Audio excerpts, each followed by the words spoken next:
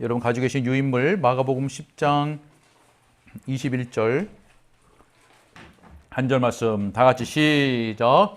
예수께서 그를 보시고 사랑하사 이르시되 내게 아직도 한 가지 부족한 것이 있으니 내게 있는 것을 다 팔아 가난한 자들에게 주라. 그리하면 하늘에서 보화가 내게 있으리라. 그리고 와서 나를 따르라 하시니. 아멘.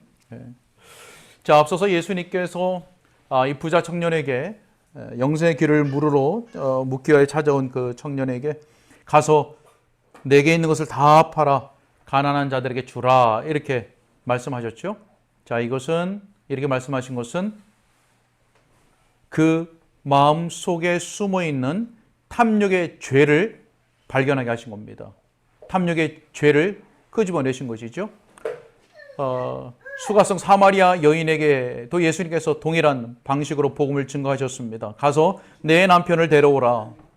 지금 남편도 네 남편이 아니다. 그의 간음한 삶 그리고 무질서한 삶을 끄집어내신 겁니다. 그래서 회개 없이 구원이 있을 수가 없죠. 자, 마찬가지로 예수님께서는 여기서도 이 청년의 마음속에 숨어있는 탐욕의 죄를 지적하신 겁니다. 자, 그런데 우리가 주목해야 될 것, 단지 탐욕의 죄만을 지적하신 것이 아니라 예수께서 이렇게 말씀하신 것은 바로 이것, 무엇이요? 가서 내게 있는 것을 다 팔아 가난한 사람들에게 주는 것, 이것이 참된 회개의 핵심이기 때문에 그렇습니다. 목사님 뭐라고요? 가진 것을 다 팔아서 가난한 사람들에게 주는 것, 이것이 회개의 본질이라고요? 참된 회개라고요? 여기서 우리가 좀 움찔해야 됩니다. 왜요? 그러면 영생을 얻으려면 무소유해야 되나? 우리가 불교를 다니는 것도 아닌데 영생을 얻으려면 무소유해야 되나? 네, 그런 의미는 아닙니다. 자, 왜 예수님께서 여기서 참된 회개의 핵심으로서 가서 내게 있는 것을 다 팔아서 가난한 사람들에게 주라라고 말씀하셨는가? 그 이유는 그 다음 말씀이 이해를 우리에게 말씀해 주시는데 그리하면 하늘에서 보화가 내게 있으리라. 자, 그러니까 천국의 보화를 얻기 위해서는 뭐 된다는 거예요? 재물이라고 하는 신을 버려야 된다는 거예요. 하나님과 재물을 겸하여 섬길 수 없습니다. 그렇기 때문에 재물이라고 하는 네 마음속에 있는 그 탐욕의 죄, 재물이라고 하는 신을 버려야만이 그리하면 하늘의 보화, 천국 보화를 얻을 수 있다는 것이죠. 그래서 참된 회개라고 말씀하시는 거예요. 자, 여러분, 회개라고 번역된 헬라어를 보게 되면요, 그 본래 의미 어떤 의미도 있냐면 마음의 변화라는 뜻이 담겨져 있습니다. 마음의 변화. 그러니까 회개는 마음의 변화가 일어나야 되는 것입니다. 참된 회개는 마음의 변화가 반드시 일어나게 됩니다. 성령께서 그렇게 하시는 거예요. 자, 여러분, 사도 바울이 뭐라고 고백했나요? 자기에게 있던 모든 것을 무엇으로 여겼다고요? 배설물로 여겼다고요. 어떻게 그렇게 고백할 수 있나요? 마음이 변화된 겁니다. 마음의 변화. 자, 예수께서 부자 청년에게 그렇게 말씀하신 거, 가서 내게 있는 거 다 팔아서 가난한 사람들에게 주라 라고 말씀하신 것은 너의 영혼을 우상으로부터 돌이켜라. 우상으로부터 돌이키고 이제까지 너가 가지고 온 가치관 그거 완전 뒤집어야 된다. 이거 말씀하신 거예요. 잘 기억하셔요? 회개는, 참된 회개는 마음의 변화고 예수께서 그에게 다 팔아 가난한 자들에게 주라라고 하는 것은 무소유를 주장하시는 것이 아니고 네 마음속에 있는 우상 돌이키고 너가 지금까지 가지고 온 그 가치관 뒤집어야 돼. 그거 말씀하신 거예요. 자, 그런데 무엇을 말하려고 하는 겁니까? 오늘날 예수님이 증거하신 복음과 다르다고 하는 것이죠. 자, 여러분 보셔요. 오늘날 전도할 때 가장 많이 하는 말이 뭔가요? 예수님을 구주로 영접하세요. 이거예요. 예수님을 구주로 영접하세요. 구주가 뭡니까? 구세주예요. 구세주. 나를 구원하는 주, 구세주, 구주로 영접하세요. 이런 말을 하거든요. 자, 그런데 예수님을 구주로 영접하세요. 이 말은 사실 영생의 길을 찾고 있는 죄인에게 증거되는 복음으로서는 상당히 부족한 말입니다. 부족한 말이에요. 자, 왜 그런지 보셔요. 복음의 본질적인 요소가 빠져 있잖아요. 그게 뭔데요? 회개라고요. 회개가 빠져 있어요. 목사님, 뭐 다 그렇게 하는 거 아닙니까? 아니요. 예수님의 전도 방식이 잘 보세요, 뭔지. 예수께서 뭐라고 하셨냐면, 예수께서 공적인 사역을 시작하실 때 이렇게 증거하셨어요. 때가 찼고 하나님의 나라가 가까이 왔으니 뭐하고 뭐하라? 회개하고 복음을 믿으라. 회개하고 복음을 믿으라. 복음의 본질적인 요소는 회개입니다. 그리고 예수께서 나를 믿으라. 예, 맞습니다. 맞는데 그러면 예수를 믿는 게 무엇인가? 예수님의 복음, 예수님이 증거하신 복음을 믿는 거예요. 그러니까 복음을 믿는 것이 틀린 말이 아니라니까요. 복음을 믿는 것이 예수를 믿는 거예요. 예수를 영접하는 거예요. 복음을 영접하는 것이고. 자, 이런 관계들을 잘 이해를 하셔야 됩니다. 자, 그러면 예수님이 증거하셨던 그 복음을 똑같이 따라했던 사도들은 뭐라고 증거했나요? 단지 예수님을 구주로 영접하세요. 예수를 믿으면 영생을 얻을 수 있습니다. 이것만 말했나요? 아니요. 복음의 본질적인 핵심부터 전했습니다. 무엇이냐 하면 제자들이 나가서 회개하라 전파했다고 말씀합니다. 마가복음 6장에서. 제자들이 나가서 뭐 했다고요? 회개하라 전파했습니다. 베드로도 사도잖아요. 베드로 뭐라고 했나요? 사도행전 2장에 보니까요. 너희가 회개하여 각각 예수 그리스도의 이름으로 세례를 받고 죄사함을 받으라. 자, 누가 세례를 받고 죄사함을 받습니까? 회개한 자요. 회개는 복음의 핵심적인 요소입니다. 자, 바울은요. 가장 마지막에 난 자, 만삭되어 태어나지 못한 자라고 했던 죄인주의 개수라고 했던 바울은 뭐부터 전파했나요? 사도행전 26장에 보니까 회개하고 하나님께 돌아와 회개에 합당한 열매를 맺으라. 한 문장 안에 회개라는 말이 두 번이나 들어있고 회개에 해당하는 의미가 하나 더 들어있어요. 총 세 가지가 다 들어있어요. 회개하고 하나님께 돌아와 회개에 합당한 열매를 맺으라. 이 순서 따라가야 되는 거예요. 이게 예수님과 사도들이 증거했던 복음입니다. 자, 회개는 마음의 변화까지 포함하는 거라고 말씀드렸잖아요. 자, 그러나 오늘날 회개를 어떤 개념으로 생각하냐면요. 죄를 고백하는 것으로 생각을 해요. 목사님 맞지 않습니까? 죄를 자백하면 자, 어느 부분이 맞고 어느 부분이 좀 다른가 한번 생각해 보셔요. 죄를 고백하는 것만으로 회개했다고 생각해요. 그리고 용서받았다고 생각해요. 근데 문제는 뭐냐 하면 이전에 행하던 삶의 방식을 그대로 유지합니다. 그러니까 뭐 한 거예요? 죄를 고백함으로 해서 죄책감만 덜어낸 거예요. 자유해졌죠. 죄책감만 덜어냈다니까요. 교회 와서 의자에 앉아서 회개함으로 죄를 고백함으로 그것을 회개했다고 생각해요. 죄책감만 덜어낸 거예요. 그러나 그 삶의 방식, 그의 사고 방식, 모든 것을 선택하고 결정하는 방식은 여전합니다. 똑같습니다. 예수님 분명히 말씀하셨어요. 가서 내게 있는 거 다 팔아 가난한 사람들 주라. 그리고 와서 나를 따르라. 이게 참된 회개였는데 오늘날 교인들은 어떻게 하냐 하면 이 세상의 보화도 잃어버리지 않고 천국 보화도 갖고 싶은 거예요. 그리하면 하늘의 보화를 얻으리라 말씀했는데 다 잃어버리기 싫은 거죠. 그래서 부자 청년 둘 중에 하나 결정해야 됩니다. 기로에 서 있어요. 중간은 없습니다. 부자 청년은 결정해야 돼요. 이 땅의 보화를 버리고 하늘의 보화를 얻든지 아니면 이 땅의 보화를 움켜쥐고 멸망하든지 둘 중에 하나입니다. 이해가 되세요? 이 땅의 보화를 움켜쥐고 멸망하든지 아니면 이 땅의 보화도 잃어버리지 않고 천국 보화도 가지겠다고 고집 피우든지 둘 중에 하나예요. 근데 오늘날 많은 교인들은 회개를 그런 정도로 생각한다는 거죠. 전혀 버리지 않고 둘 다 얻고자 하는 거. 결론적으로 보면 이 부자 청년은 결국에는 슬퍼하기라도 했잖아요. 예수님 말씀 듣고 슬퍼하기라도 했잖아요. 근데 오늘날 많은 교인들은 슬퍼조차 없죠. 슬퍼하는 것조차 없습니다. 왜요? 죄를 고백하는 것으로 죄책감을 덜었기 때문에 나는 슬퍼하지 않아도 돼요. 다시 나가서 이전의 삶의 방식대로 살아가도 돼요. 둘 다 얻는 줄로 생각하고. 자, 여러분, 그러나 기억하십시오. 죄를 고백하는 것만으로는 부족합니다. 하나님과 재물을 둘 다 모두 섬길 수가 없습니다. 자, 고백이 뭐냐면 잘 보셔요. 하나님, 저는 재물을 사랑했습니다.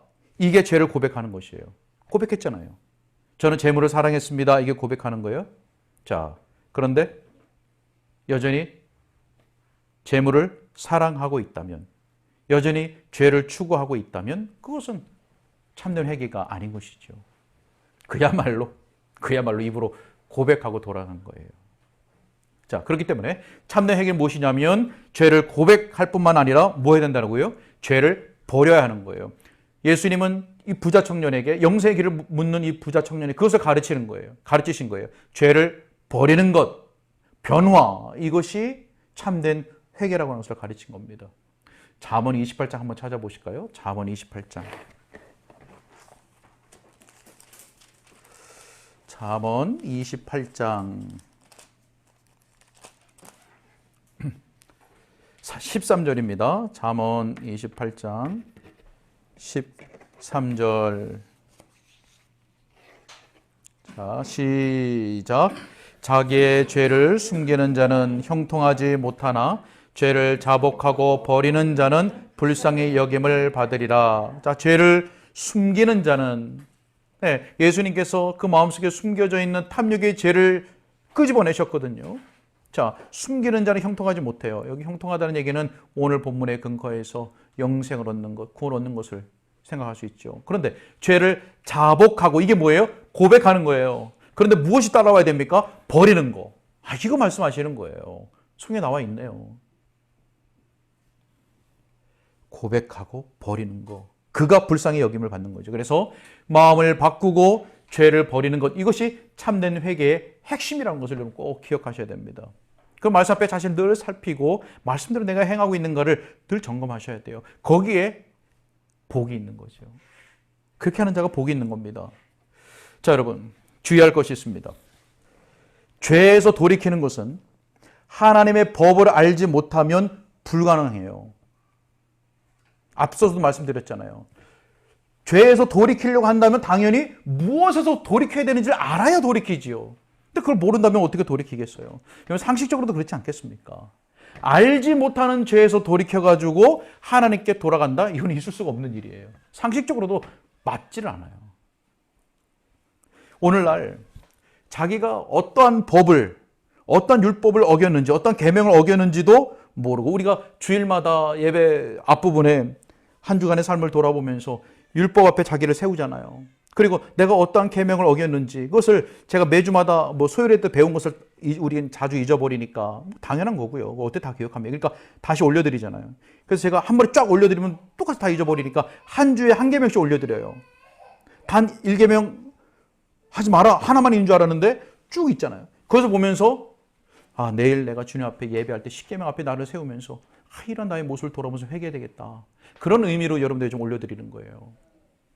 어떠신지 모르겠지만은 우리가 어떤 율법을 어겼는지도 모르고 무엇에서부터 돌이켜야 되는지도 모르고 거룩한 하나님의 그 진노에 대해서도 알지 못한다면 우리는 단지 죄를 어떻게 생각하겠습니까? 내가 실수했네. 내가 후회할 짓을 했네. 이 정도예요. 그 아합이 그러지 않았습니까? 풀이 죽어 다니니라. 그게 회개인 줄 안다니까요. 그래서 처음에 예수님께서 딱 청년에게 찔렀던 것처럼 거룩하신 하나님, 하나님의 속성, 하나님의 율법, 이것에 대한 명확한 지식이 없으면 그 앞에 내가 어떤 죄인인지 알지 못하기 때문에 죄에서 돌이킨다? 변화된다? 뭐해서요? 막연한 것이죠. 그래서 우리는 어떻게 보면요, 하나님의 은혜로 우리가 이것을 깨닫고 깊이 묵상하고 숙고하고 하나님의 은혜로 내게 실제적인 그 복음이 경험되지 않으면 막연하게 신앙생활하다가 마지막 맞이할지도 몰라요. 바울이 말씀했던 것처럼 허공에다 대고 주먹질 하다가 세상 다 보내는 거예요. 명확하게 복싱, 그죠? 권투, 상대방의 얼굴에 정확하게 주먹을 날리고 표대를 정확하게 보고 달려야 되는데 그냥 달리다가 여기가 어디지? 이렇게 되는 거죠. 여러분 어떠세요? 지금까지 정확하게 적의 얼굴에 대고 복싱을 하듯이 정확한 복음을 듣고 복음을 영접하고 복음대로 신앙생활 해오셨나요? 죄가 무엇인지 정확하게 알고 오셨어요. 내가 어떤 하나님의 계명을 어겼는지, 내가 얼마나 거룩하신 하나님 앞에서, 거룩한 율법 앞에서 얼마나 죄인인지 명확하게 깨달으셨어요. 아니면 단지 내가 그걸 안 할 건데 그걸 해가지고 안 할 수도 있었는데 그걸 했네, 이 정도입니까? 자, 예수님 그걸 지금 지적하시는 거죠. 그렇기 때문에 우리는 사실 평생에, 신앙생활 평생에 하나님의 법, 도덕법, 계명에 대해서 지속적으로 들어야 되는 겁니다. 그래야만 우리는 망각하니까, 그래야만 계속 들어야만 우리가 하나님께 반역했다는 것을 명확하게 깨달을 수 있어요. 그리고 자기가 얼마나 큰 위험에 처했는지를 알 수가 있는 거죠. 자, 그리고 그렇게 되면 어떻게 되겠습니까? 애통하게 돼요. 애통, 슬퍼하고 고통스러워하게 돼요. 죄 때문에, 자기가 죄인이라는 것 때문에. 그래야만 무슨 생각을 갖게 됩니까? 바로 내가 예수님 십자가에 못 박았다고 생각하게 되는 거예요. 여기게 되는 거예요. 제가 지난주에도 말씀드렸어요. 내가 십자가에 못 박았다고 생각 안 한다니까요. 이렇게 하나님의 거룩하신 그 율법을 깨닫지 못하고, 내가 얼마나 그 앞에서 죄인인 걸 깨닫지 못하면 와닿질 않아요. 내가 못 박았습니다. 이게 안 된다니까요. 네. 그냥 다른 사람이 그랬는데 다 같이 싸잡아 이렇게 된다니까요. 뭐 얼마나 와닿겠어요. 여러분 어떠세요? 여러분은 사실 매일매일 또 예배하기 전에 말이죠, 여러분들 하나님 앞에서 그러한 비참한 죄인이라는 거, 여러분들이 선을 행하는 동안에도 여러분 속에는 죄가 끓어오르고 있다는 것을 느끼셔요? 네. 그것을 느끼는 자가 하나님의 거룩하심을 경험한 사람입니다. 사실 우리 선조들은 그것에 대해서 너무나 많이 묵상하고 많은 책을 써냈습니다. 자, 여러분 오늘날 교회 안에 예수님을 믿는다고 고백하는 그리스도인이 참 많죠. 여러분 어떠셔요? 예수님 믿으시죠? 네, 그럼 아멘 다 하잖아요. 네, 맞아요. 여러분의 믿음이 어떻다 지금 그걸 말씀드리는 건 아니고요. 오늘날 교회 안에 예수를 믿는다고 고백하는 그리스도인이 참 많아요. 자, 그러나 지적하고 싶은 것은 무엇이냐면, 하늘의 보화를 얻기 위해서는 반드시 참된 회개가 있어야 된다는 것을 모르는 사람이 참 많습니다. 그러니까 믿음부터 오는 줄 알아요. 그렇지 않습니다. 영생부터 오는 줄 알아요. 아니요, 그렇지 않습니다. 뭐부터 옵니까? 참된 회개가 반드시 먼저 오게 되어 있습니다. 네. 여러분, 그러니까 이거 모르니까, 하늘의 보화를 얻기 위해서는 참된 회개가 먼저 있어야 된다, 이것을 모르니까 예수님을 영접하겠다고 하는 그 결단을 해도 여전히 세속적이에요. 여전히 세상적이에요. 다 움켜쥐고 천국 보화도 움켜쥐겠다는 거예요. 예수님 없다 이거죠. 없다. 다 팔아 주라. 그리하면 하늘의 보화, 천국 보화가 네 것이야. 근데 요즘 그렇지 않잖아요. 근데 여러분 잘 기억하셔요. 성경은 인정하지 않습니다. 무엇을요? 죄를 버리지도 않고 영생을 받은 그리스도인 인정하지 않습니다. 또 기억하셔요. 성경은 절대 회개하지 않고 구원받은 사람이 있다는 것을 전혀 인정하지 않습니다. 그런데 현대 복음주의는요, 인정하고 싶거든요. 왜냐하면 생각해 보셔요. 이 성경에 나오는 유대인도 어려서부터 율법을 알고 하나님을 안다고 하는 자도 슬퍼하며 근심하며 떠나는데, 어려서부터 거기 안에 살았던 사람도 예수님의 복음을 듣고, 근데 오늘날 이런 복음, 예수님 오셔서 이런 복음 전한다고 생각해 보세요. 진짜 돌 던지죠. 무슨 소리야? 그 뭐 무소유야? 다 버려? 난 다 줄 수 있어. 그러면서 뭘 만듭니까? 육신적 그리스도인이라는 용어를 만들었어요. 육신적 그리스도인. 여러분, 성경은 그런 육신적 그리스도인을 인정하지 않습니다. 고린도후서 3장에 나오는 육신적 그리스도인이라고 하는 건 뭐냐면, 예수를 믿는데 어린아이 수준을 말하는 거예요. 근데 지금 우리가 지금 여기서 언급하고 있는 예수님의 복음과 반대되는 건 뭐냐면, 아예 처음부터 참된 회개가 없고 예수를 바르게 영접한 것도 아닌데 스스로 영접했다고 생각하는 사람. 그래서 변화가 일어나지 않고, 회개는 변화라고 했잖아요. 변화가 일어나지 않은 채에 여전히 세상적이고 여전히 자기가 누리는 것들 다 누리면서 예수님 믿는다고 하는 사람들, 그런 사람들 말하는 거예요. 여러분, 성경은 육신적 그리스도인을 인정하지 않습니다. 여러분 꼭 기억하셔요. 누구든지 천국에 들어가려면 두 가지 다 있어야 됩니다. 생명에 이르는 회개와 구원 얻는 믿음 두 가지 다 있어야 됩니다. 생명 얻는 회개와 구원 얻는 믿음 둘 다 있어야 됩니다. 여러분 이런 말씀을 어디서 듣겠습니까? 교회에서 듣는 거예요. 교회에서. 근데 교회에서 이것이 외쳐지지 않고 가르쳐지지 않는다면 이런 말씀 어디 누구 그 강연 요즘 많이 하시는 그런 선생님들을 찾아가면서 듣겠습니까? 자, 예수님 이어지는 말씀 보셔요. 와서 나를 따르라 이렇게 말씀하셔요. 와서 나를 따르라. 여러분 따른다고 하는 것을 여러분 말씀드렸죠? 따른다라고 하는 것은 종, 제자를 말씀드리는 겁니다. 종, 제자, 따른다. 종, 제자. 자, 여러분 예수님을 주님으로 모시는 것은 선택 상황이 아닙니다.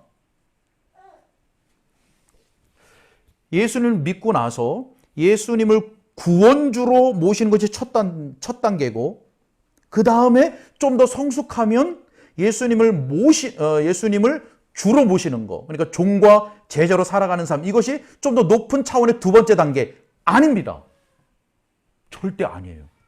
예수를 믿는다는 것은 예수님을 구주로, 구세주, 구원자로도 모시는 것과 예수를 나의 선생님이요 주인으로 모시는 거예요. 이게 같이 있는 거예요. 두 번째가 더 높은 단계. 있으면 좋고 없어도 괜찮은 거 아니라고 하는 것이죠. 성경은. 이건 꼭 기억하셔야 됩니다. 그래서 예수님을 주님으로 모시고 따르지 않는 자들에게는 예수님께서 그의 구주가 되어주시지 않습니다. 여러분 이런 복음은 가짜입니다. 이렇게 말하는 복음을 전한다고 하면서 이런 말을 하면 절대 따르면 안 되겠죠. 예수님이 이 부자 청년에게 보내신 구원의 메시지, 구원의 초청장에는 뭐라고 써 있냐면요. 와서 나를 따르라. 분명히 기록되어 있습니다. 선택해 아니면 나중에 좀 더 믿음이 성숙하면 이렇게 하지 않고요. 와서 나를 따르라. 이렇게 예수님께서 복음을 증거하셨습니다. 자, 여러분 성경에는요. 믿음과 순종의 같은 의미로 사용되기 때문에 여러분 꼭 기억하셔야 됩니다. 종종 이제 제가 믿음은 있는데 순종을 못 하겠습니다. 이렇게 말씀하시는 분들 종종 이렇게 만나봐요. 밖에서도 이렇게 대화해 보면. 그런데 사실 이해는 됩니다. 무슨 의미인지는 이해가 되죠. 저도 똑같은 사람인데 육신을 지닌 사람으로서 왜 그걸 이해 못 하겠습니까? 그러나 인간적으로 이해한다고 되는 문제가 아닙니다. 왜냐하면 성경은 믿음과 순종을 같은 걸로 보기 때문이죠. 어디 찾으시냐면 요한복음 3장 가보시겠습니다. 요한복음 3장 36절입니다. 요한복음 3장 36절.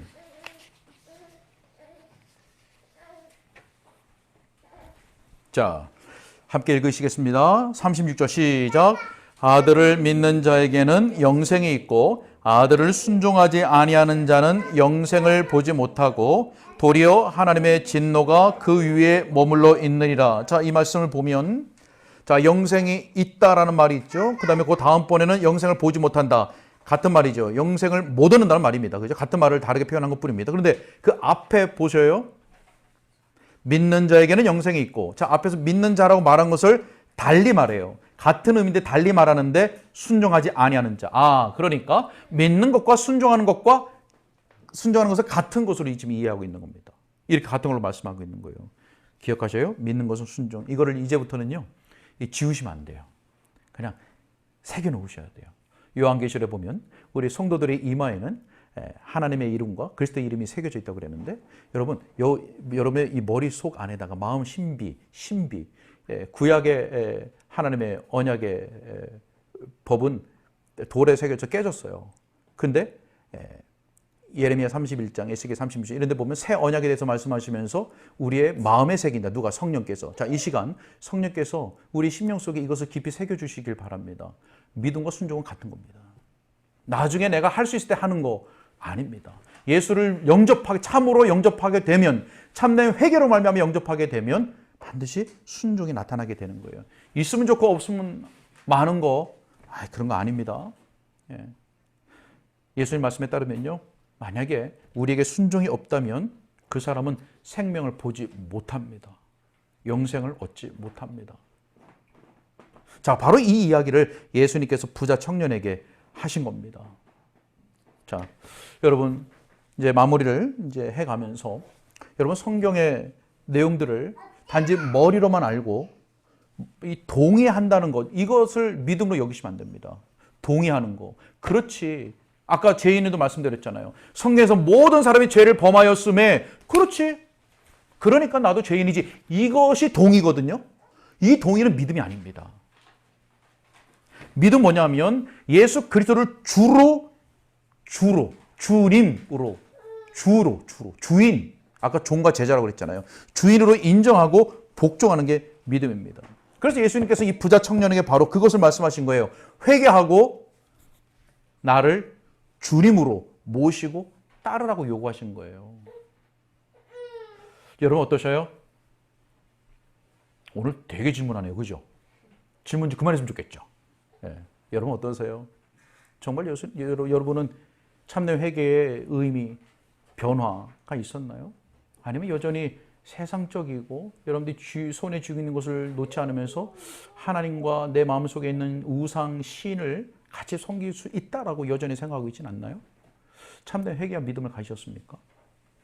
예수님을 주님으로 인정하고 복종, 순종하는 것이 믿음이라고 했는데 예수께서 그걸 요구하셨는데 여러분들 그렇게 알고 계신가요? 자, 우리 자신을 점검해야 되겠죠? 자, 그런데 누가복음 14장 한번 가보시겠습니다. 누가복음 14장 28절입니다.